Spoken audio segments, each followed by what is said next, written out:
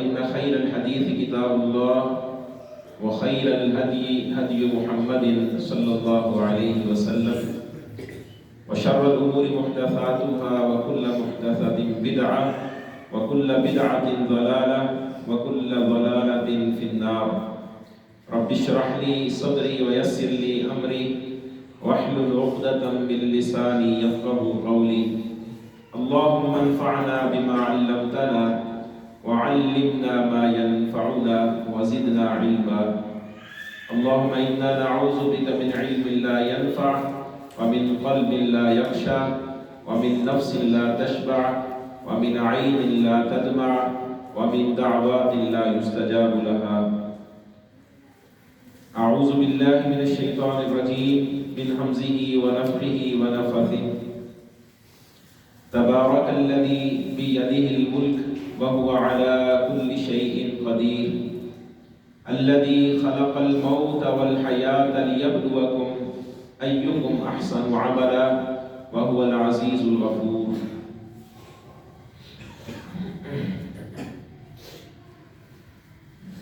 بہت ہی بابرکت ہے وہ ذات جس کے ہاتھ میں ہر طرح کی بادشاہت ہے اور وہ ہر چیز پر پوری قدرت رکھنے والا ہے. وہ جس نے موت اور حیات کو پیدا کیا تاکہ وہ تمہاری آزمائش کرے کہ تم میں سے کون اچھے عمل کرنے والا ہے، اور وہ ہر چیز پر غالب اور بہت زیادہ بخشنے والا ہے. سورہ الملک ہے، ابتدائی 2 آیات میں نے آپ کے سامنے پڑھی ہیں اور ان کا سادہ ترجمہ آپ کے سامنے رکھا ہے. اللہ مالک الملک نے اپنی کمال برکت اور قدرت کی صفات کو بیان کرنے کے بعد ہماری زندگی کا مقصد بیان فرمایا ہے اور ہماری موت کا کہ اللہ رب العزت نے زندگی اور موت کو کس لیے پیدا کیا ہے، تاکہ وہ ہماری آزمائش کرے کہ ہم میں سے اچھے عمل کرنے والا کون ہے. جس طرح زندگی اللہ رب العزت کی مخلوق ہے، موت بھی اللہ رب العزت کی مخلوق ہے. موت صرف زندگی کے ختم ہو جانے کا نام نہیں ہے، ایک معدوم چیز کا نام نہیں ہے، بلکہ ایک موجود چیز کا نام ہے. موت اللہ رب العزت کی باقاعدہ ایک مخلوق ہے. جس طرح حدیث میں آتا ہے جنت والے جنت میں چلے جائیں گے اور جہنم والے جہنم کے اندر چلے جائیں گے. پھر ایک صدا لگائی جائے گی جہنمیوں کو اور جنتیوں کو، اور وہ اپنی گردنیں اٹھا کر دیکھیں گے کہ ہمیں کیوں بلایا گیا. موت کو ایک چتکبرے مینڈے کی صورت میں جنت اور جہنم کے درمیان میں لا کر کھڑا کر دیا جائے گا اور ان سے پوچھا جائے گا کیا تم اس کو پہچانتے ہو؟ جنتی بھی کہیں گے کہ ہم اس کو پہچانتے ہیں، جہنمی بھی کہیں گے ہم اس کو پہچانتے ہیں، اور پھر ان کے درمیان موت کو ذبح کر دیا جائے گا اور اعلان کیا جائے گا یا اہل الجنت خلود لا موت یا اہل النار خلود لا موت. اے جنتیوں، اب تم نے ہمیشہ جنت میں رہنا ہے، تمہیں کبھی موت نہیں آنی. اے جہنم والوں، تم نے ہمیشہ جہنم کے اندر رہنا ہے، تمہیں کبھی اب موت نہیں آنی. موت بھی اللہ رب العزت کی مخلوق ہے. جس طرح اللہ رب العزت زندگی کے ساتھ آزماتا ہے، موت کے ساتھ بھی آزماتا ہے. زندگی میں خیر اور شر کے ساتھ، تنگی اور آسانی کے ساتھ، اچھے اور برے حالات کے ساتھ، جوانی اور بڑھاپے کے ساتھ، فقر کے ساتھ اور تمنگری کے ساتھ اللہ رب العزت کی آزمائش کے مختلف طریقے. اسی طرح موت کے اندر کے ساتھ بھی اللہ رب العزت آزماتا ہے. انسان کے اوپر جب موت کا وقت آتا ہے، انسان مرنا نہیں چاہتا. ایک فطری انسان کی ایک صفت ہے، ایک اللہ رب العزت کی اندر خاصیت رکھی ہے کہ وہ زندگی سے محبت کرتا ہے، موت کو پسند نہیں کرتا۔ جس طرح ایک حدیث میں حضرت عائشہ رضی اللہ تعالیٰ عنہ، صحیح مسلم کی حدیث ہے، رسول اللہ صلی اللہ علیہ وسلم نے فرمایا من احب لقاء اللہ احب اللہ لقاءہ، جو شخص اللہ کی ملاقات کو پسند کرتا ہے اللہ اس کی ملاقات کو پسند کرتا ہے، ومن کرہ لقاء اللہ کرہ اللہ لقاءہ، جو شخص اللہ کی ملاقات کو ناپسند کرتا ہے اللہ اس کی ملاقات کو ناپسند کرتا ہے۔ حضرت عائشہ رضی اللہ تعالیٰ عنہ کہنے لگی اللہ کے رسول اس کا کیا مطلب ہے؟ اللہ کی ملاقات سے تو پہلے موت ضروری ہے، اور ہم میں سے کون شخص ہے جس کو موت پسند ہے؟ ہم میں سے ہر شخص موت کو ناپسند کرتا ہے، تو اللہ کی ملاقات تو موت کے بعد ہی ہے، اس کا مطلب ہے ہم میں سے ہر شخص اللہ کی ملاقات کو ناپسند کرتا ہے۔ تو آپ نے فرمایا کہ یہ مطلب نہیں ہے، یہ اس وقت ہے اذا شخص البصر، جب آنکھیں پتھرا جائیں گی، وتشنجت الانامل، اور یہ انگلیاں جو ہیں یہ مڑ جائیں گی،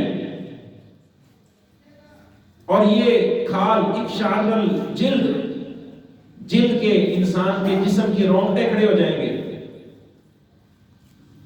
یہ اس وقت کی حشرجت الصدر، اور سینے سے آواز نکلنے لگ جائے گی، یہ اس وقت کی بات ہے۔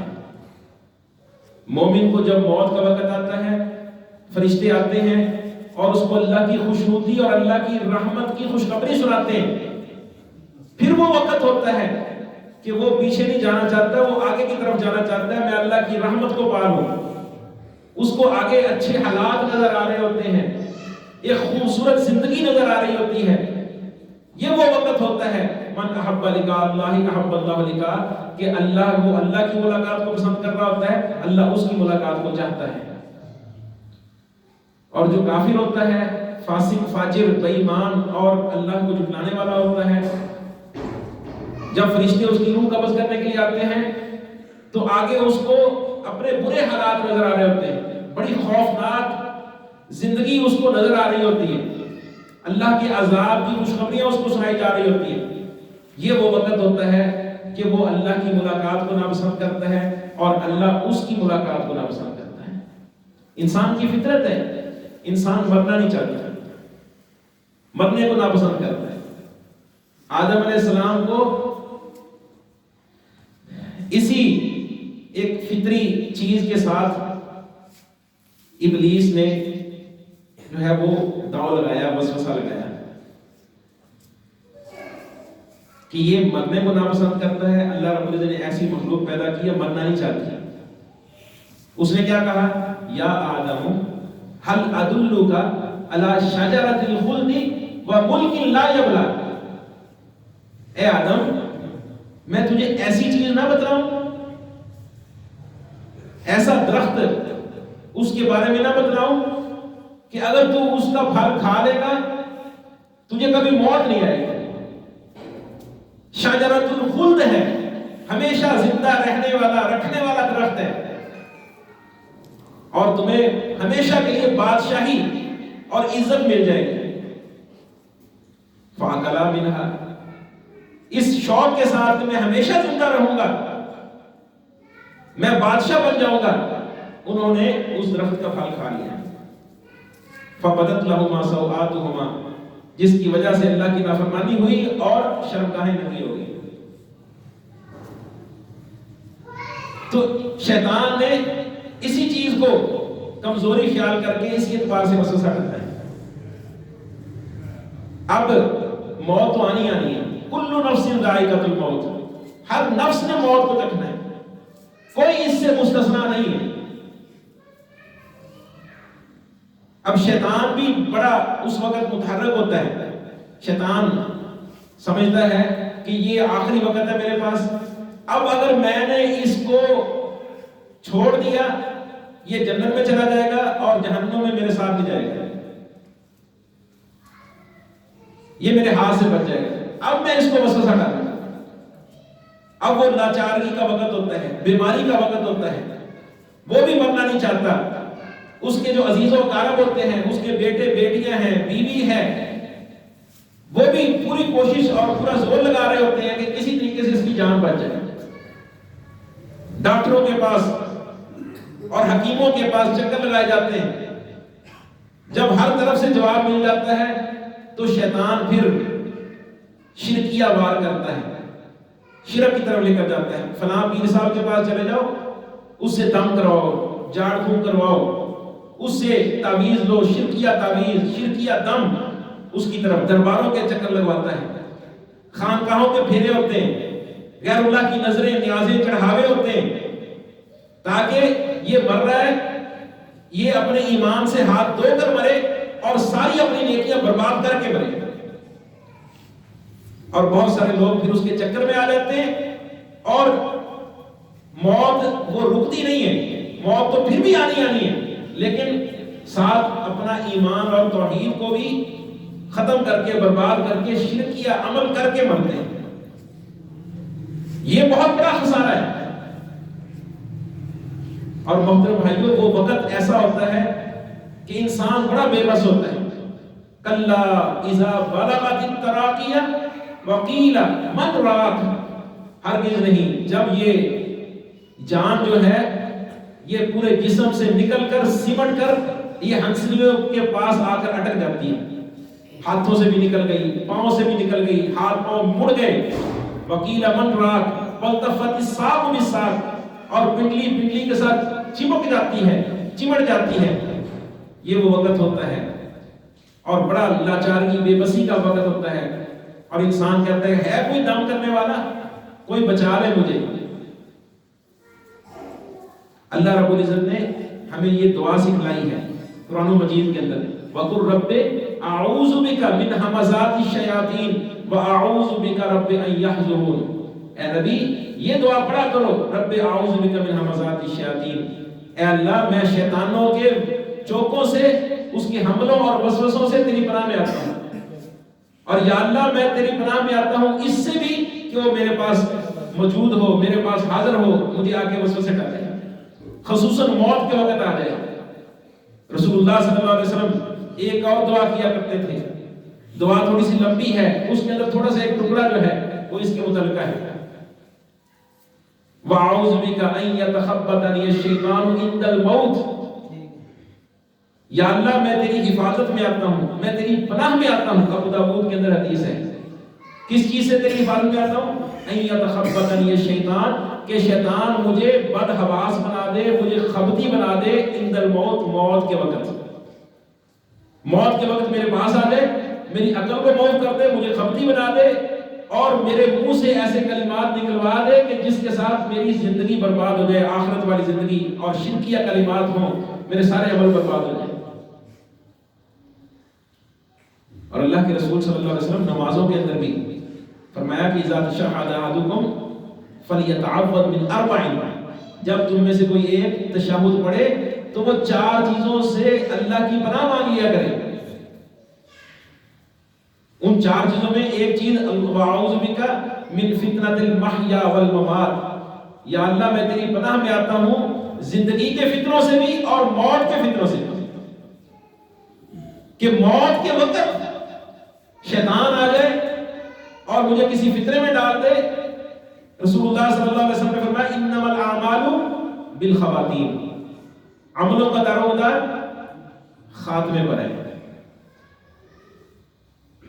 اور ایک حدیث میں ہے اللہ کے رسول فرماتے ہیں ایک بندہ ساری زندگی نیک عمل کرتا رہتا ہے، نیک عمل کرتا رہتا ہے حتیٰ کہ اس کے اور اس کی جنت کے درمیان صرف ایک بلشت کا اتنا فاصلہ رہ جاتا ہے. تقدیر غالب آتی ہے، وہ کوئی بد عمل کر بیٹھتا ہے اور سیدھا پلٹا کھاتا ہے، جہنم نصیب ہو جاتا ہے. اور ایک انسان ہے وہ اچھے عمل کرتا رہتا ہے حتیٰ کہ اس کی اور جہنم کے درمیان ایک بلشت کا فاصلہ رہ جاتا ہے. پھر تقدیر غالب آتی ہے اور اس وقت مرنے سے پہلے وہ کوئی اچھا عمل کر بیٹھتا ہے، نیکی کا کلمہ پڑھ کہہ دیتا ہے، زبان سے توحید کا اقرار کر لیتا ہے اور پھر پلٹا کھا کے سیدھا جنت میں چلا جاتا ہے. تو عملوں کا دار و مدار کس چیز پر ہے؟ خاتمے پر ہیں۔ تو محترم بھائیوں، ہمیں اس بات کی بہت زیادہ فکر کرنی چاہیے کہ ہمارا خاتمہ ایمان کے اوپر ہو، اسلام کے اوپر ہو، اللہ رب العزت کی توحید کے اوپر ہو۔ اس وقت جو انسان اس ساری زندگی کا بھی اس کے اوپر عمل دخل ہوتا ہے، انسان جو ساری زندگی میں عمل کر رہا ہوتا ہے نا، جو زبان کے اوپر ہوتا ہے، موت کے وقت بھی عمومی طور پر وہی چیزیں زبان پر آتی رہتی ہیں۔ ایک بندہ ہے جو ہر وقت گانے ہی پڑھتا رہتا ہے، زبان سے گانے گاتا رہتا ہے، گالیاں نکالتا رہتا ہے، بری زبان ہی استعمال کرتا رہتا ہے، تو وہ وقت ہوتا ہے کہ اس وقت انسان بڑا لاچار ہوتا ہے۔ انسان کے دماغ کے اندر جو چیزیں پہلے سے چلی ہوتی ہیں وہ چیزیں اس وقت اس کی زبان پر آنے لگ جاتی ہیں۔ موت کے وقت بھی کئی گانے گانا شروع کر دیتے ہیں، غلط بول گالی گلوچ کرنا شروع کر دیتے ہیں۔ امام ابن قیم رحمہ اللہ نے اس کی مثالیں ذکر کی ہیں۔ اور وہ لوگ جو اللہ کے ذکر کے ساتھ اپنی زبان کو تر رکھتے ہیں، ہمیشہ اللہ کی ذکر ان کی زبان پر رہتا ہے، اچھے کلمات رہتے ہیں، گالی گلوچ سے بچتے ہیں، زبان کے ساتھ اچھی اخلاق والی کردار، اچھے کردار والی باتیں کرتے ہیں، تو ایسے لوگ جب وقت آخرت آتا ہے، اس کا آخری وقت آتا ہے، موت کا وقت آتا ہے، تو اس وقت بھی ان کی زبان پر اچھے کلمات ہی جاری ہوتے ہیں۔ یہ ایک عام عادت ہے۔ باقی اللہ رب العزت جس کا تقدیر میں اس کی جنت لکھی ہے، اچھا خاتمہ لکھا ہے، اس کو اللہ رب العزت توفیق بھی دے دیتا ہے۔ تو بندے کو اپنی طرف سے دیکھنا چاہیے کہ میرا خاتمہ کیسا ہونے والا ہے۔ موت کے وقت انسان کو کیا کرنا چاہیے؟ جب انسان کو پتا ہو کہ میرا وقت قریب ہے، ویسے تو کسی کو بھی نہیں پتا کب موت آ جائے، تو رسول اللہ صلی اللہ علیہ وسلم نے اس آخری وقت کے بارے میں کچھ ہدایات اور کچھ رہنمائیاں ہمیں دی ہیں۔ اللہ کے رسول نے فرمایا، صحیح بخاری میں حدیث ہے، ما حق امرئ مسلم لہ شیء یوصی فیہ یبیت لیلتین الا ووصیتہ مکتوبۃ عندہ۔ صحیح بخاری میں حدیث ہے کہ جس کسی کے پاس کوئی ایسی چیز ہے کہ جس کے اندر وہ وصیت کرنا چاہتا ہے کہ میں اس دنیا سے جانے سے پہلے اس مسئلے میں وصیت کر جاؤں تاکہ میرے بعد کام خراب نہ ہو، میری اولاد جھگڑا نہ کرے، لڑائی نہ کرے، یا اور کسی فتنے میں نہ پڑ جائے، اس کے پاس کوئی وصیت والی چیز ہے، اس کو اللہ کے رسول نے فرمایا لکھ کے رکھے۔ 2 راتیں گزارنے کی اس کو اجازت نہیں ہے، اس کی وصیت اس کے سرہانے لکھی ہوئی پڑی ہونی چاہیے، تاکہ لوگ اس کی وصیت کو اس کے بعد دیکھ کر اس کے اوپر عمل پیرا ہو۔ اگر اس نے کسی کا قرض دینا ہے یا اس کے پاس کسی کی امانت پڑی ہے تو وہ لکھ کے جائے کہ میرے پاس فلاں فلاں بندے کی امانت ہے، اس کو ادا کرنا ہے۔ کوئی اللہ کا قرض ہے یا مخلوق میں سے کسی کا قرض ہے، اس کو بھی لکھ کے جائے۔ حج مثال کے طور پر اس کے اوپر فرض تھا، اس کو موقع نہیں ملا حج کرنے کا، تو وہ وصیت کر کے جائے کہ میری طرف سے میرے مال میں سے حج کرنا ہے، میں صاحب استطاعت تھا، حج پر نہیں جا سکا، میری طرف سے حج کیا جائے۔ اس کی اولاد کا یہ فریضہ بنتا ہے کہ اس کے مال میں سے اس کی طرف سے حج کرے۔ اس نے کسی چیز کی نظر مانی تھی اور وہ نظر پوری نہیں کر سکا تھا، تو اس کو پورا کرنا اس کے مال میں سے اولاد کے اوپر یہ فرض ہوگا، اور اس کے اوپر فرض ہوگا کہ اس کی وصیت کر کے جائے۔ اس کے اوپر کسی چیز کا کفارہ تھا، کوئی قسم اٹھائی تھی مثال کے طور پر، کوئی روزے تھے کفارے کے یا پیسے کوئی کفارے کے دینے تھے، تو اس کے بارے میں وصیت لکھ کے جائے کہ یہ میرے اوپر قرض ہے، یہ اللہ کا قرض ہے۔ حج ہے اللہ کا قرض ہے، نظر کے روزے ہیں یا نظر کی کوئی چیز ہے وہ اللہ کا قرض ہے۔ فدین اللہ حق کو یقضى، اللہ کے رسول نے اللہ کا قرض زیادہ حق رکھتا ہے کہ اس کی ادائیگی کی جائے۔ اور مخلوق میں سے کسی کا قرض ہے، کسی کا لین دین ہے، وہ بھی لکھ کے جائے کہ فلاں کے میں نے اتنے پیسے دینے ہیں، فلاں سے یہ لیا تھا، فلاں سے یہ لیا تھا، اس کی تم نے ادائیگی کرنی ہے۔ اللہ کے رسول نے فرمایا کہ دنیا میں ہی اپنے معاملے کو، اپنے کھاتے کو صاف کر لو، اس کو آخرت پر نہ چھوڑو۔ آخرت میں کوئی انسان کے پاس درہم و دینار نہیں ہوں گے، اس وقت نیکیاں دینی پڑیں گی. جو کسی سے کوئی قرض لیا ہے، کوئی چیز لی ہے، کسی کا حق بمال کیا ہے، وہاں پر نیکیاں بانٹنی پڑیں گی. اس لیے دنیا میں ہی اس کا کھاتا اپنا جو ہے وہ کلیئر کر کے پڑے. حتیٰ کہ ایک بندہ مرا ہے، اللہ کے رسول صلی اللہ علیہ وسلم اس کا جنازہ پڑھانے کے لیے آئے ہیں. آپ کی عادت تھی کہ آپ جس کا جنازہ پڑھانے لگتے تھے اس کے بارے میں پوچھتے تھے کیا اس کے اوپر کوئی قرض تو نہیں ہے. اگر کہا جاتا ہے کہ اس پر قرض نہیں، آپ اس کا جنازہ پڑھا دیتے. اگر کہا جاتا ہے اس پر قرض ہے، پھر آپ پوچھتے کہ کیا اس نے اتنے پیسے چھوڑے ہیں کہ اس کے قرض ادا ہو جائے. اگر کہا جاتا ہے جی ہاں اس کے پاس اتنے پیسے ہیں، چھوڑے ہیں اتنے کہ اس کا قرض ادا ہو جائے، آپ پھر بھی اس کا جنازہ پڑھا دیتے.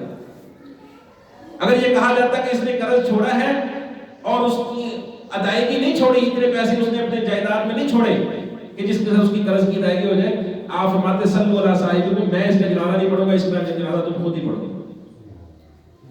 آپ اس کا جنازہ نہیں پڑھتے تھے. حتیٰ کہ ایک حدیث میں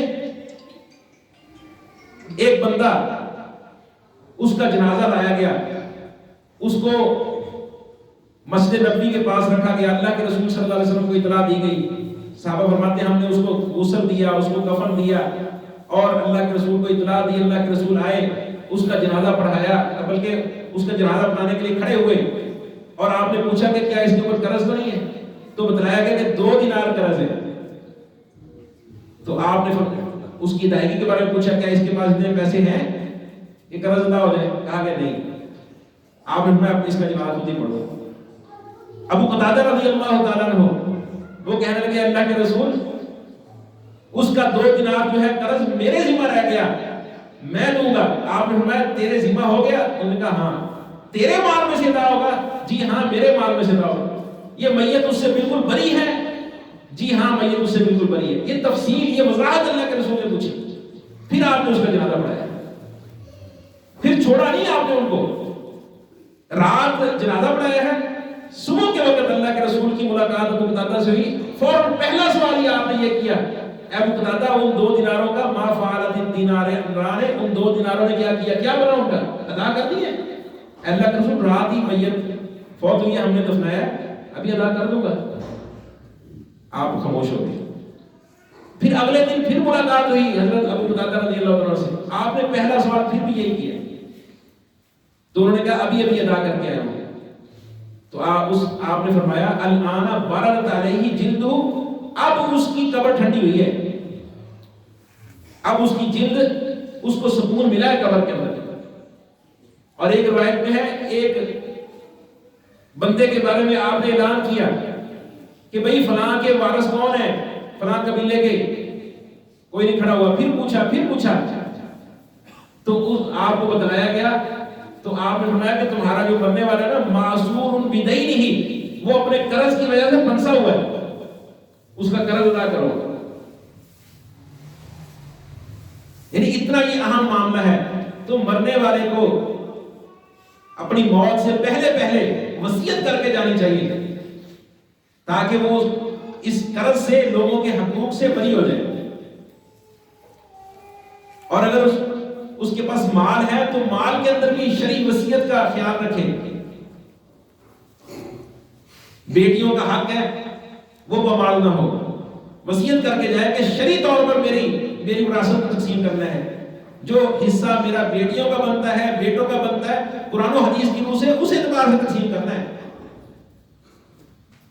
اور اگر کسی کے حق میں وصیت کرنی ہے تو وہ وصیت کر جائے. وارثوں کے حق میں وصیت نہیں ہو سکتی. ایک بیٹا ہے، اچھی خدمت کرنے والا ہے، باپ کہے کہ اس کو میری جائیداد میں سے زیادہ دے دینا ہے، یہ حرام ہے. ابو داؤد میں حدیث ہے، رسول اللہ صلی اللہ علیہ وسلم نے فرمایا ان اللہ قد آتا کل ذی حق حقہ، اللہ رب العزت نے ہر حق والے کو اس کا حق دے دیا ہے. فلا وصیت لوارث، اب وارث کے حق میں کوئی وصیت نہیں ہو سکتی. جس کو وراثت میں سے مال ملے گا، وراثت ملنے والی ہے، اس کے حق میں وصیت کرنا حرام ہے. اللہ نے خود ہی اس کی تفصیل بیان کر دی ہے سورہ نساء کے آیت نمبر 10-11 میں. یوصیکم اللہ فی اولادکم للذکر مثل حظ الانثیین. اس پورے رکوع کے اندر اللہ رب العزت نے وصیت سارا جو وراثت کا طریقہ تھا سارا بیان کر دیا کہ کس کو کتنا دینا ہے. اور پھر وصیت کے بارے میں یہ بات بھی یاد رکھنی چاہیے. اللہ رب العزت فرماتے ہیں کتب علیکم اذا حضر احدکم الموت ان ترک خیرا الوصیۃ للوالدین والاقربین بالمعروف حقا علی المتقین، کہ تمہارے اوپر یہ بات فرض کر دی گئی ہے کہ جب تم میں سے کسی ایک کو موت آ جائے، یعنی موت حاضر ہو، قریب الموت ہو، کہ وہ وصیت کرے والدین اور اقربین کے لیے. یہ فرض ہے متقین پر معروف طریقے سے وصیت کرنا.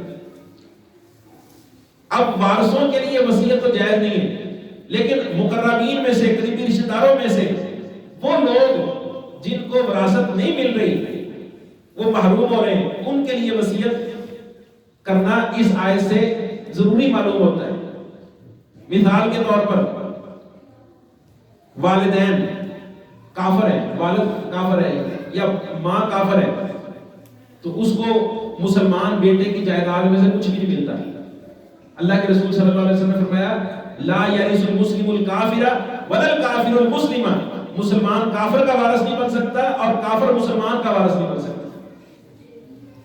لیکن اس کے اب باپ کافر ہے، اس کے حق میں وصیت ہو سکتی ہے کہ میرے باپ کو میری وراثت میں ملنا تو نہیں ہے کیونکہ وہ کافر ہے، تو لہذا میرے باپ کو اتنا مال دے دینا، وہ فقیر ہے، وہ محتاج ہے، اگرچہ مسلمان نہیں ہو لیکن دنیا کا صلہ رحمی کا حق پھر بھی موجود ہے.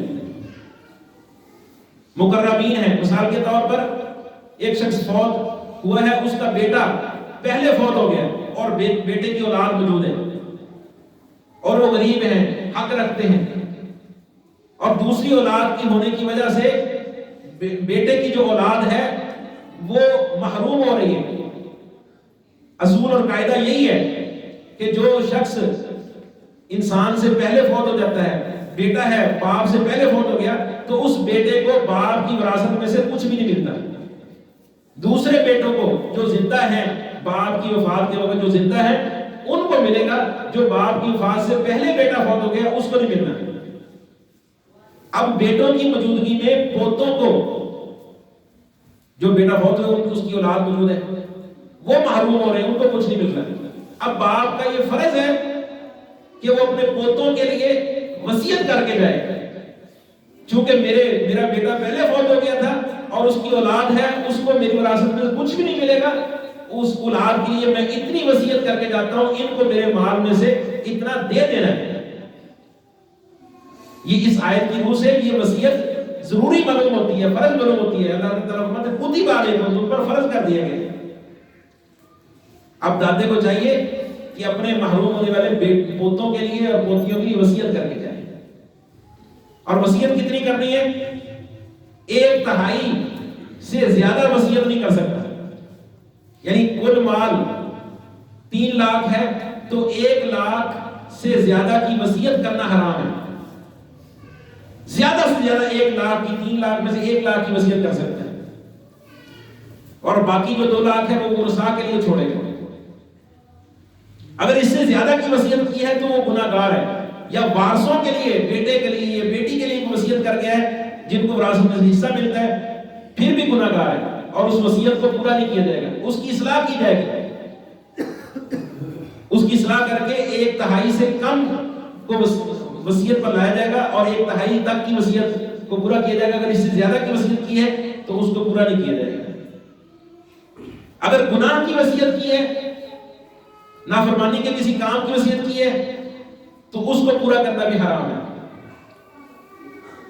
یعنی مرنے والے کو چاہیے کہ دنیا سے مکمل طور پر اپنا کھاتا صاف کر کے پھر مرے.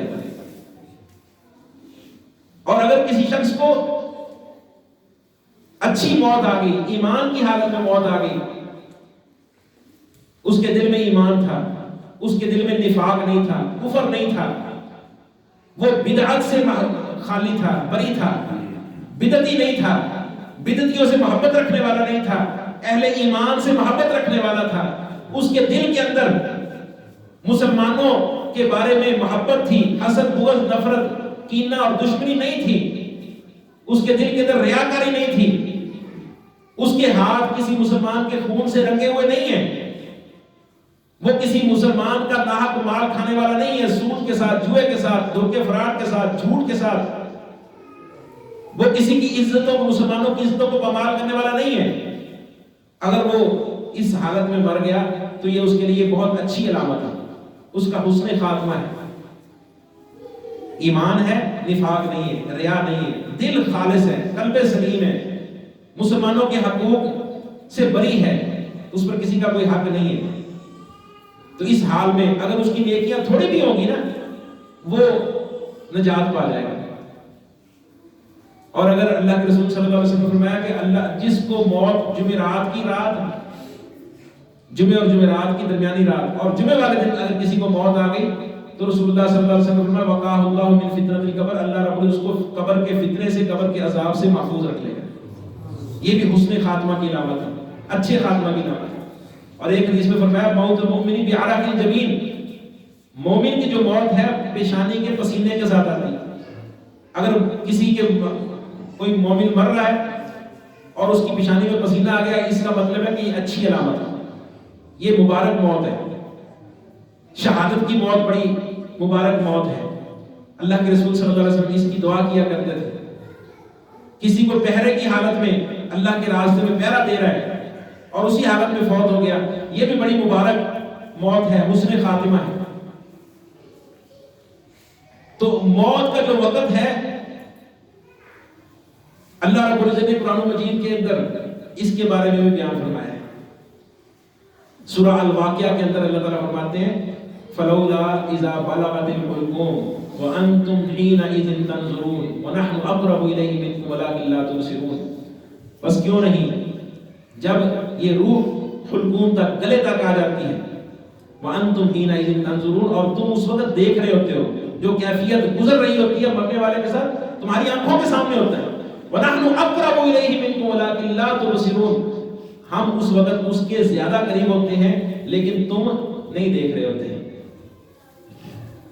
فَلَوْلَا إِن كُنتُمْ غَيْرَ مَدِينِينَ تَرْجِعُونَهَا إِن كُنتُمْ صَادِقِينَ، بس بتلاؤ اگر تم کسی کو محکوم نہیں ہو، تمہارے اوپر کسی کا حکم نہیں چلتا، تو اس روح کو ہم لے جا رہے ہیں، اس کی روح قبض کر رہے ہیں، روک کے دکھاؤ، اس کو واپس لوٹا کے دکھاؤ۔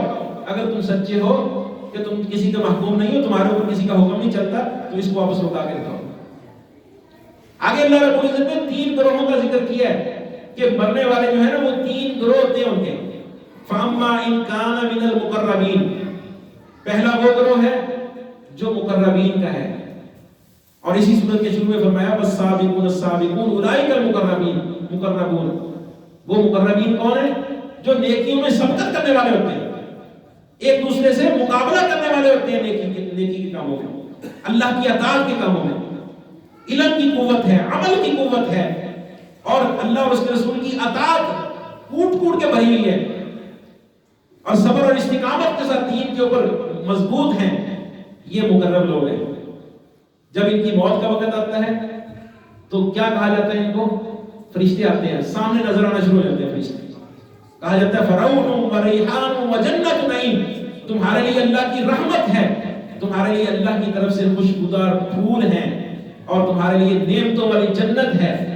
ابن ماجہ کے اندر حدیث آتی ہے، رسول اللہ صلی اللہ علیہ وسلم نے اس کی وضاحت فرمائی ہے، فرمایا کہ جب کسی بندے کی روح قبض کرنے کے لیے فرشتے آتے ہیں نا، فَإِن كَانَ رَجُلًا صَالِحًا، اگر وہ نیک بندہ ہوتا ہے تو فرشتے کیا کہتے ہیں؟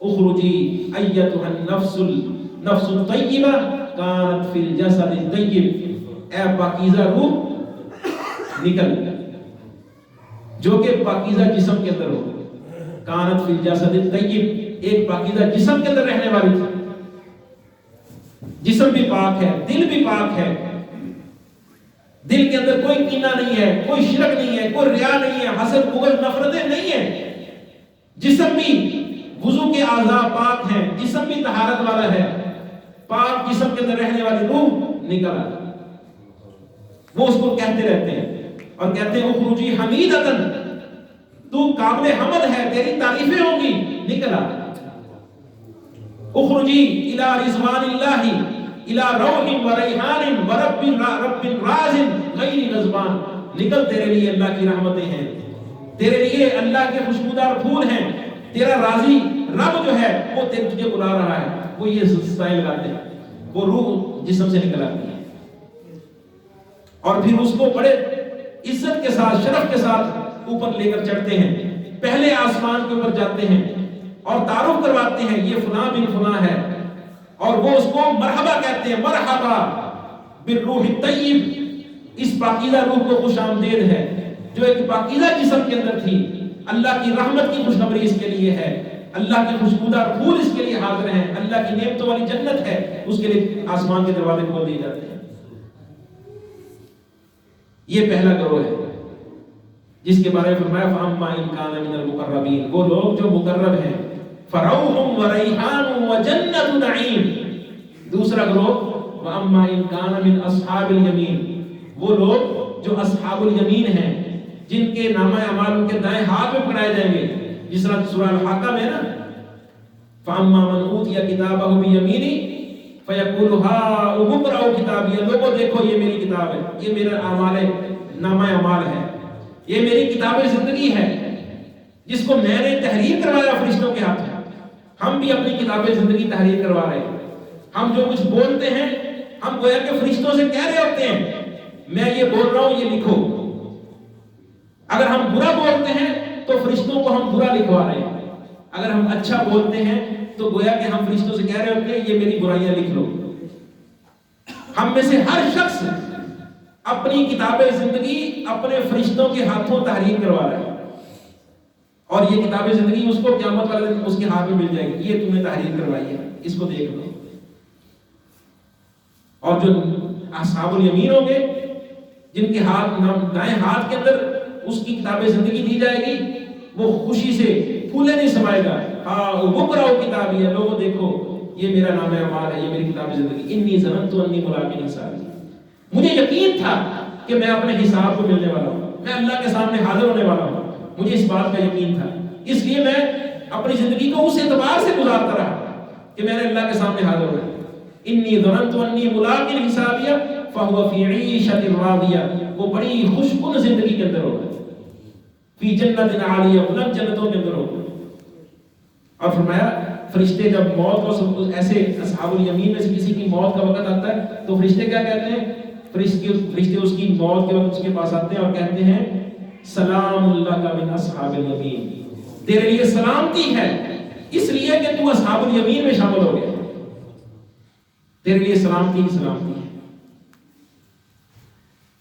جس طرح اللہ رب دوسری جگہ فرماتے ہیں نا ان الذين قالوا ربنا الله ثم استقاموا تتنزل عليهم الملائکہ، وہ لوگ جنہوں نے یہ کہہ دیا کہ ہمارا رب اللہ ہے، پھر شیطانی آندیاں چلی، طوفان آئے، فتنے آئے، جو مرضی ہو جائے، وہ ربنا اللہ پر ڈٹ گیا کہ ہمارا رب اللہ ہے، بس ہم نے اللہ کی اطاعت کے اوپر رہنا ہے، رسول اللہ صلی اللہ علیہ وسلم کے احکامات اور فرامین کے مطابق ہی زندگی بسر کرنی ہے. تتنزل علیہم الملائکہ، ان پر فرشتے نازل ہوتے ہیں. فرشتے صرف انبیاء کے پاس نہیں آتے تھے، فرشتے صرف بدر کے اندر حاضر نہیں ہوتے تھے، فرشتے نیک لوگوں کے پاس آتے ہیں جو اصحاب الیمین ہوتے ہیں. نحن تتنزل علیہم الملائکہ، اللہ فرماتے ہیں ان کے پاس فرشتے حاضر ہوتے ہیں. اگر ہم نیک ہیں، ہم اللہ رب العزت کو راضی کرنے والی زندگی بسر کرنا چاہتے ہیں، ہم استقامت اختیار کرنا چاہتے ہیں، تو فتنے آئیں، آزمائشیں آئیں، برائیاں آئیں جو ہمیں اپنی لپیٹ کے اندر لینا چاہیں، تو اللہ کے فرشتے ہمیں بچانے کے لیے آتے ہیں. اگر ہم بچتے ہیں تو وہ اللہ کے فرشتے ہمیں بچا رہے ہوتے ہیں اللہ کی طرف سے، اور اس پر اللہ کا شکر کرنا چاہیے، اللہ کی حمد بیان کرنی چاہیے کہ اللہ رب العزت نے ہمیں فتنوں سے بچایا. اللہ تعالیٰ کیا فرماتے ہیں؟ اس موت کے وقت فرشتے اس کے پاس آتے ہیں اور کیا کہتے ہیں؟ نحن اولیاؤکم فی الحیات الدنیا وفی الآخرہ، اللہ تخافوا ولا تحزنوا، ڈرنا نہیں ہے، پریشان نہیں ہونا، غم نہیں کرنا، یہ فرشتے تمہیں آئے ہیں تمہیں اچھی زندگی کی طرف لے کر جانے والے ہیں، تمہارے لیے آگے بڑی آرام اور سکون والی زندگی ہے، اس لیے سلام اللہ کا تمہارے لیے سلامتی ہی سلامتی ہے، تم نے پریشان نہیں ہونا. نحن اولیاؤکم فی الحیات الدنیا، ہم دنیا کی زندگی میں بھی تمہارے دوست تھے، اور فی الآخرہ، اور آخرت میں بھی تمہارے دوست ہیں. ہم تمہارے ساتھ زندگی میں وفاداری کرتے رہے، اور یہ آخری تمہارا وقت آ رہا ہے، اس کے اندر بھی تمہیں چھوڑیں گے نہیں، وفاداری کریں گے اور آخر تک تمہارے ساتھ، جنت تک تمہارے ساتھ رہیں گے. نحن اولیاؤکم فی الحیات الدنیا وفی الآخرہ وَلَكُمْ فِيهَا مَا تَشْتَهِي أَنفُسُكُمْ وَلَكُمْ فِيهَا مَا تَدَّعُونَ. تمہارے لیے وہ کچھ ہے جو تمہارے دل چاہیں گے. تمہاری آج تمنائیں پورے ہونے کا دن ہے. زندگی میں بہت ساری ایسی خواہشات تھیں جو تمہاری ادھوری رہ گئی ہیں، اب جنت میں جا کر تمہاری ساری خواہشات پوری ہوں گی. بہت ساری چیزیں تھیں جو تم چاہتے تھے مل جائیں، وَلَكُمْ فِيهَا مَا تَدَّعُونَ، اب وہ جنت میں جا کر وہ ساری چیزیں تمہیں ملیں گی. فرشتے تسلیاں دیتے ہیں. پھر بندہ چاہتا ہے میں آگے جاؤں، میں پیچھے نہ جاؤں. بندہ اللہ کی ملاقات کو پسند کر رہا ہوتا ہے، پیچھے رہنا پسند نہیں کر رہا ہوتا. یہ جنتیوں کا گروہ ہے. سلام اللہ کا من اصحاب الیمین، تمہارے لیے سلامتی ہے. فرشتے موت کے وقت کہہ رہے ہوتے ہیں اس لیے کہ تم اصحاب الیمین میں سے. تیسرا گروہ وَأَمَّا إِن كَانَ مِنَ الْمُكَذِّبِينَ الضَّالِّينَ، رہے وہ لوگ جو جھٹلانے والے ہیں، جو گمراہ ہیں، دنیا کے فتنوں کے اندر، دنیا کے مال کے فتنے میں، دنیا کی عزتوں کے فتنے میں پڑنے والے، کہ جعلی چودراہٹ، جعلی عزتیں ہمیں مل جائیں، یہ مال ہمیں مل جائے، اور اسی کے اندر ہی اپنی کامیابی سمجھنے والے، اللہ سے غافل ہیں، اللہ کے رسول سے غافل ہیں، جنت جہنم سے غافل ہیں، قبر سے، آخرت سے، موت سے غافل ہیں، غفلت کے اندر زندگی بسر کرنے والے، اور ایمان والوں کا مذاق اڑانے والے، اسلامی شاعر کا مذاق اڑانے والے. ایسے گمراہ لوگ، ایسے لوگوں کو موت کے وقت کیا کہا جاتا ہے؟ فَنُزُلٌ مِّنْ حَمِيمٍ، آ جاؤ تمہاری مہمانی ہو رہی ہے، تمہاری ضیافت تیار ہے. کس چیز کے ساتھ؟ حمیم، کھولتے ہوئے گرم پانی کے ساتھ. وَتَصْلِيَةِ جَحِيمٍ، اور جہنم کے اندر جھونکنے کے ساتھ.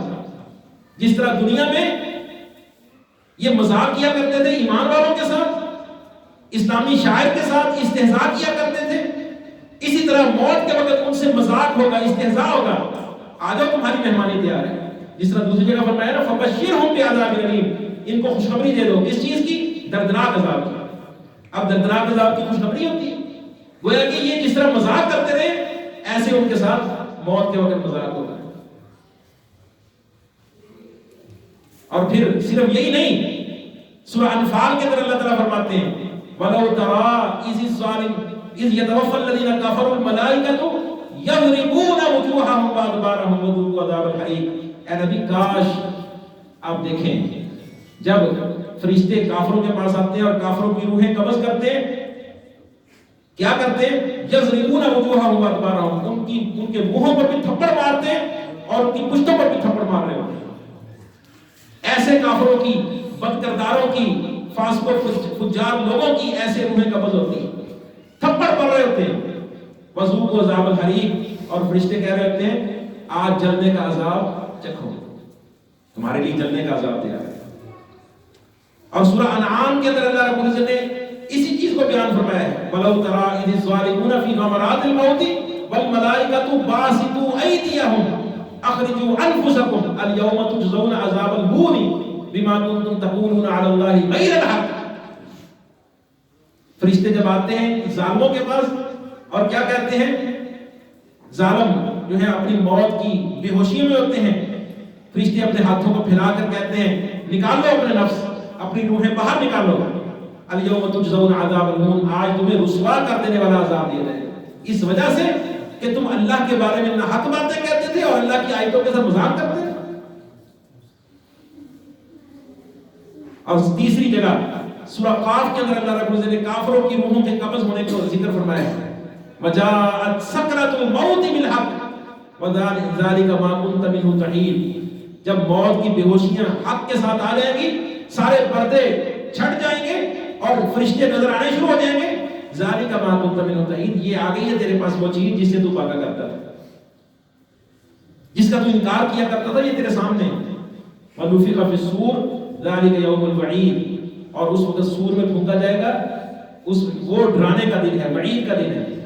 وَجَاءَتْ كُلُّ نَفْسٍ مَعَهَا سَائِقٌ وَشَهِيدٌ، اور ہر نفس آئے گا، ہر کافر آئے گا، اس کے ساتھ دو فرشتے ہوں گے، ایک اس کو پیچھے سے ہانکنے والا ہوگا اور دوسرے کے ہاتھ میں اس کی کتاب زندگی ہوگی.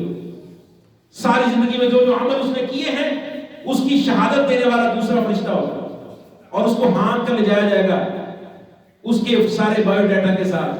اس کی ساری کتاب زندگی کے ساتھ کہ یہ اس کی عمل ہے اور اس کا ٹھکانہ جہنم ہے.